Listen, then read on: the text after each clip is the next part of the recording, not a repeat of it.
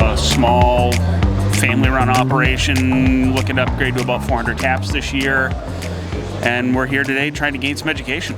Are you second generation running it? I am first generation. This is the third year in our sugar house. We've learned a lot in 3 years.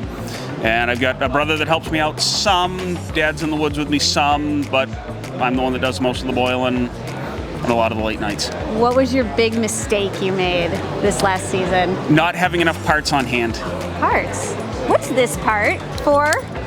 That is a cam lock adapter, and one of those would have helped me at about 2 in the morning one night. You were missing one of these? I was. There's What now a stock of them in my sugar house.